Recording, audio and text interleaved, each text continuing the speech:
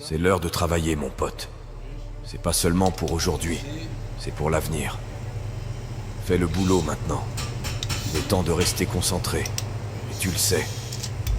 Ne te laisse pas distraire par ce qui se passe à l'extérieur. Dieu travaille en coulisses, dans ce domaine que tu ne peux pas voir. Les choses ont changé dès que tu as reçu ce en quoi tu croyais réellement. Les bonnes opportunités, les bonnes rencontres, la guérison, l'abondance. Tout commence à s'aligner en ta faveur. On parle de l'injustice, de la difficulté, du fait que personne ne comprend. Et devine quoi? Tout ça c'est vrai. Ce n'est pas équitable. La plupart des gens ne comprennent pas. Et ils ne comprendront jamais. Ah, c'est bon. Alors pourquoi en parler? C'est comme on coupe. C'est comme ça on coupe. Profite de cette occasion pour reconnaître que le chaos dans ta vie te façonne et t'améliore. Parce que tu choisis de persévérer quand tout le monde abandonne.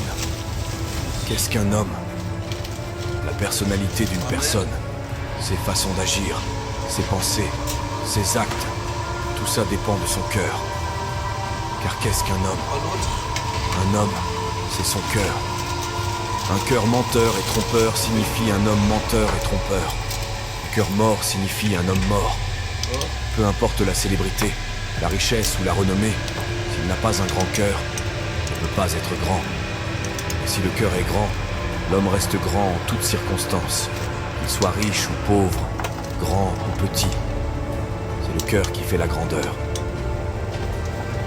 Enseigner aux gens comment trouver ce généreux moment présent et se détendre réellement dans l'inconnu, se dissocier de leur corps, de leur environnement et du temps, le futur prévisible et le passé familier, ça les pousse, pour une raison quelconque, à se ressaisir. À mes yeux, cela revient à retirer toute ton attention de cette réalité tridimensionnelle. Et c'est là que la porte vers la création et le moment mystique commence vraiment à s'ouvrir pour les gens. C'est facile d'utiliser ton enfance comme une béquille au lieu de la voir comme un outil. Beaucoup de divorces se produisent. Les gens disent que leur famille est dysfonctionnelle, utilisant ça comme une excuse. Mais ce n'est pas une excuse valable, parce que la famille de tout le monde est d'une manière ou d'une autre dysfonctionnelle. Élimine chaque béquille, débarrasse-toi de toutes celles-ci, et dis-toi que c'est à toi de jouer. Que vas-tu faire maintenant que tu as lâché tous ces fardeaux? Blâmer les autres est juste un moyen facile de s'en sortir. Dieu dépose des rêves dans ton cœur que tu ne peux pas accomplir seul.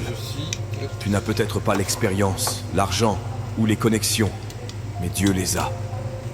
Tu es à une étape près de voir tes rêves se réaliser. On n'a pas le contrôle.